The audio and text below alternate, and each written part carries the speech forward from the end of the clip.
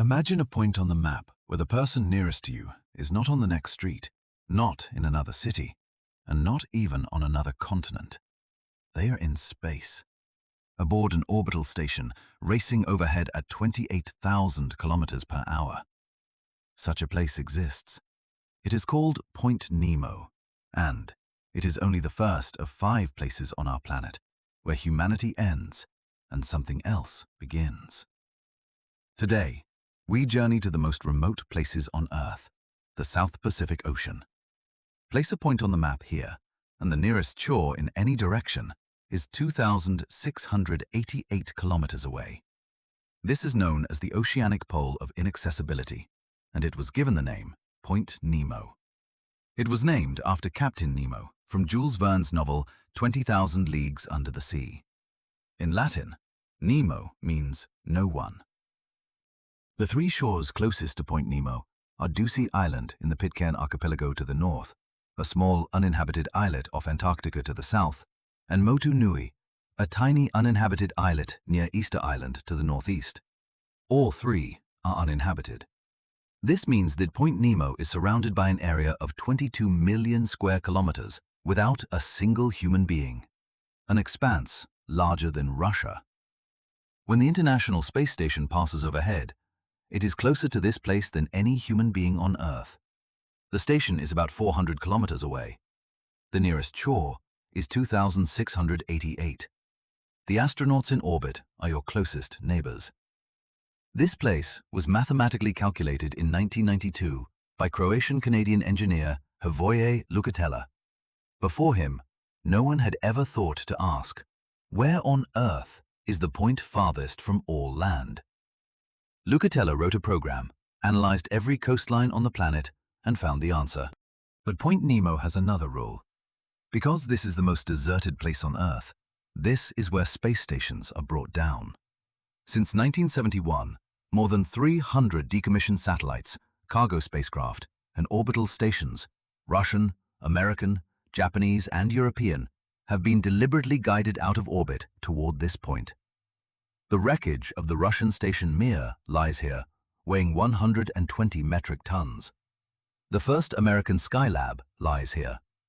In 2031, the International Space Station will fall here as well. On the floor of the Pacific Ocean, within a radius of several hundred kilometers around Point Nemo, lies the largest spacecraft graveyard in the world.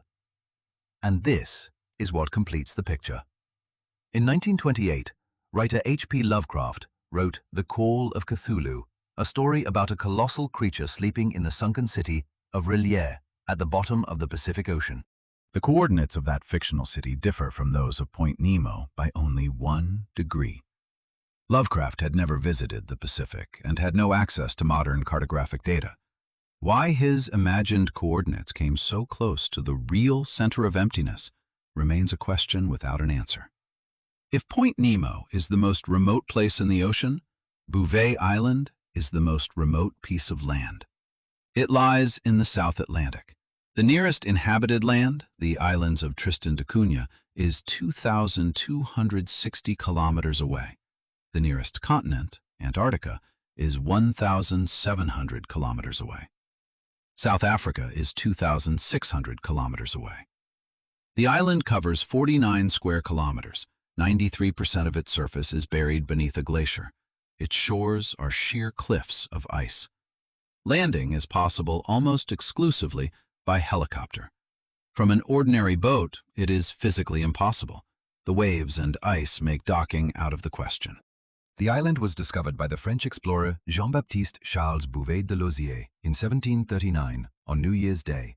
Then the island was lost, literally, because 18th century navigational instruments were imprecise. Bouvet recorded its coordinates incorrectly, and for the next 69 years, no one could find the island again. Captains set out specifically to search for it and returned with nothing. The island was not found again until 1808. Today, it belongs to Norway. There is nothing there except an automated weather station, but there was a mystery that took decades to solve. In April 1964, a British naval expedition aboard HMS Protector flew to Bouvet by helicopter to conduct scientific research. On the shore, in a small lagoon surrounded by seals, they found a lifeboat, wooden, partly flooded but still seaworthy. Beside it lay 2 oars, a punctured copper tank, and a barrel. The lifeboat carried no identifying marks. There was no trace of a camp anywhere nearby, not a single clue to who had brought it there or what had happened to them. The nearest shipping lanes were 1,000 miles away. 2 years later, an expedition returned to Bouvet. The lifeboat was gone. It had vanished as mysteriously as it had appeared. The answer emerged decades later in an obscure Soviet scientific journal from 1960. In November 1958, a group of scientists from the Soviet whaling fleet landed on Bouvet and were unable to return to their ship when a sudden storm struck. They spent 3 days on the island before being evacuated by helicopter, leaving the lifeboat behind. The story was published in a small circulation Soviet journal that no Western researcher had read, and the mystery endured for more than 40 years. Bouvet is uninhabited. The next place is not, and that makes it even more remarkable. Tristan da Cunha is the most remote inhabited archipelago on the planet. South Africa is 2,800 kilometers away. South America is 3,360 kilometers away. The only way to reach it is by ship, 6 days at sea. There is one settlement on the main island. It is called Edinburgh of the Seven Seas.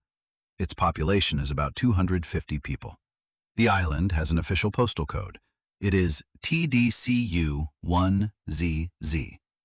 The island is a perfect volcanic cone rising 2,062 meters above sea level. At the summit, inside the crater, lies a small frozen lake shaped like a heart.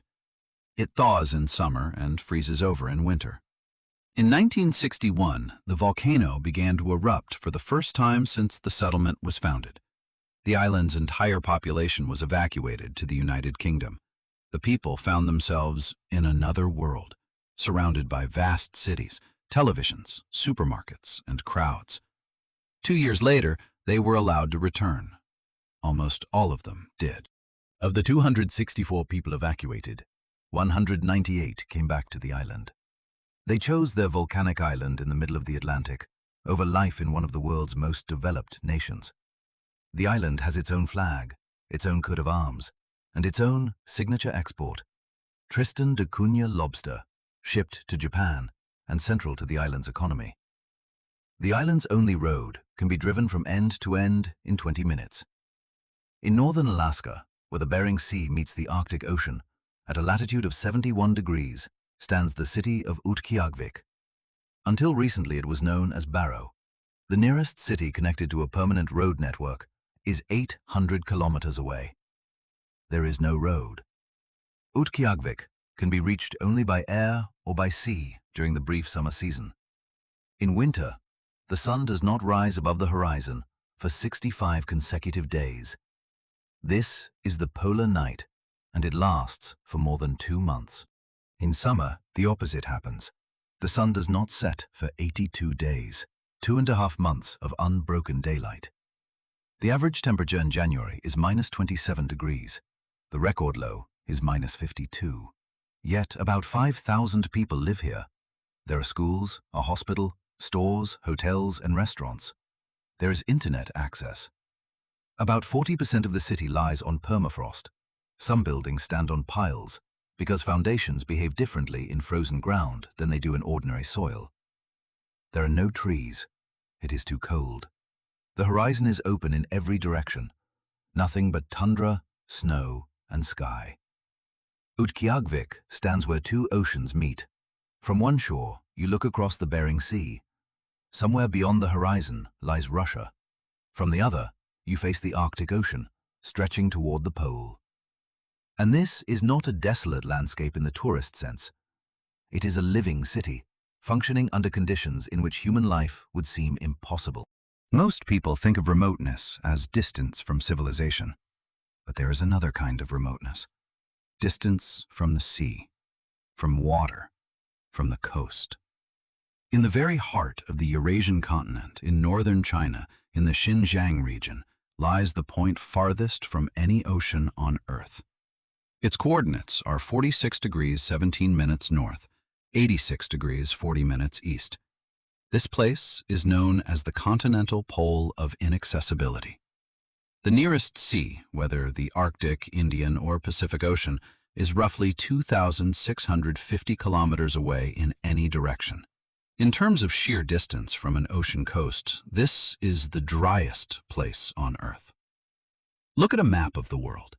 Oceans cover 71% of the planet's surface. They surround the continents on every side. It seems impossible for a landmass to be so wide, but Eurasia is so immense that at its center there is a point the ocean air can barely reach. Rainfall is scarce. The climate is sharply continental. The temperature difference between summer and winter exceeds 80 degrees. This place has never had a permanent settlement. The Gobi Desert, one of the largest desert regions in the world, begins nearby. Yet branches of the Great Silk Road once passed through this very region. Merchants crossed it because there was no other route between China and the West. The point on Earth, farthest from water, lies in the middle of a desert crossed by trade routes 1,000 years ago. The most isolated place on land, it turns out, is not always empty. All these places have one thing in common. They reveal the true scale of the planet. Not the scale we see on a smartphone screen, where any point on Earth is only a few taps away. The real scale, the physical one. The scale on which thousands of kilometers of water, ice, or frozen tundra may lie between you and the nearest human being. Earth is vast, far larger than it seems, and much of it is still empty. Thank you for watching. Have a good day.